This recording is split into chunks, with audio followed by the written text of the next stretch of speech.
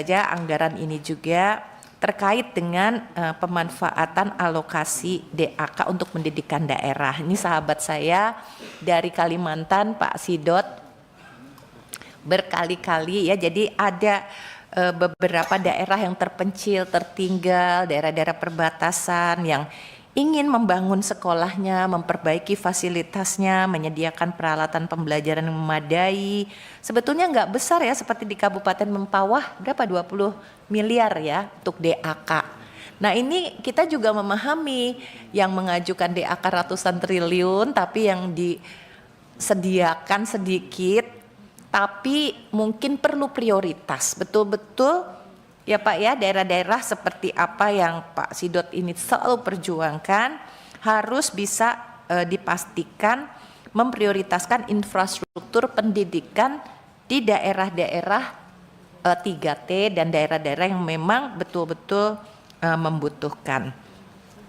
Dan kami juga sangat bangga bahwa pendidikan vokasi dalam 10 tahun terakhir ini sudah mengena di hati masyarakat. Tapi kemarin Mas Menteri ada satu hal yang kami angkat dan langsung direspon oleh Ibu Sekjen terkait dengan penerimaan calon PNS yang menyebutkan secara tegas-tegas bahwa D4 itu tidak setara dengan sarjana, padahal kita memiliki sarjana maupun magister terapan, tetapi ada proses yang sangat diskriminatif. Kami berharap hal ini betul-betul kita perjuangkan dan kita advokasikan.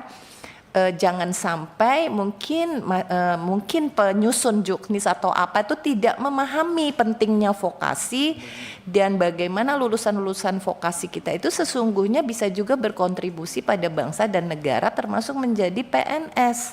Nah ini harus kita respon bersama-sama. Jadi kompetensi lulusan siap kerja itu sesungguhnya tidak kalah nilainya dari lulusan akademis, pendidikan akademik.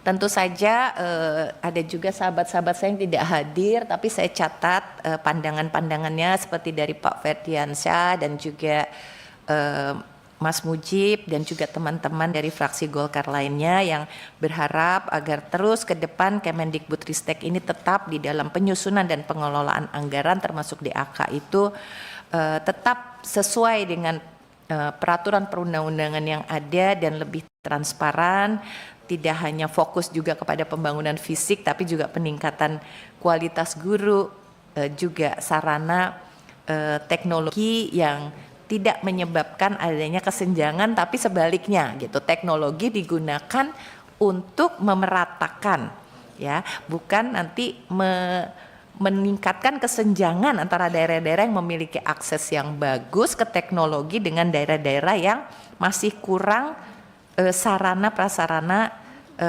khususnya untuk teknologi informasi. Oleh sebab itu nanti kami juga kemarin memberi catatan terhadap program-program pemerintahan yang akan datang seperti program makanan bergizi gratis yang disalurkan ke satuan pendidikan dan perlunya kolaborasi antara pemerintah pusat dan daerah, juga perlunya untuk mendorong pemerintah daerah ikut serta secara maksimal di dalam upaya peningkatan kualitas belajar, infrastruktur pendidikan, dan pelatihan tenaga pendidikan. Jadi dengan demikian, dengan catatan-catatan tersebut, kami dari fraksi Golkar menyetujui dan mendukung sepenuhnya agar alokasi anggaran yang telah dibahas dalam raker dan juga rapat dengar pendapat sebelumnya dapat diajukan ke Badan Anggaran DPR RI untuk pembahasan lebih lanjut.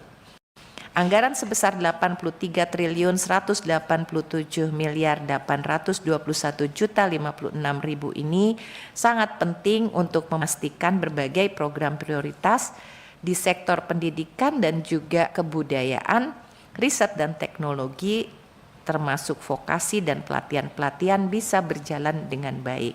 Demikian juga usulan tambahan sebesar 26.439.413.599 Rp100.000. Menurut kami juga sangat penting dan kami setujui, mudah-mudahan bisa diperjuangkan oleh teman-teman Badan Anggaran. Pak Nur, dengar ya? Ini tugas dari fraksi Golkar supaya Pak Nur Purnamasidi memastikan bahwa kita akan mendapatkan penambahan anggaran untuk Pagu 2025. Dan tentu saja dengan demikian semoga pemerataan akses pendidikan dan peningkatan kualitas sumber daya manusia di Indonesia bisa berjalan dengan baik, dan insya Allah sinergi yang baik antara pemerintah pusat, daerah, dan lembaga-lembaga pendidikan maupun masyarakat yang berjuang di bidang pendidikan bisa sama-sama mewujudkan pendidikan yang lebih inklusif dan berkualitas. Demikian Pak Ketua catatan-catatan dari fraksi Golkar, dan dengan demikian kami sudah bisa menyetujui hasil rapat kita pada hari ini. Terima kasih.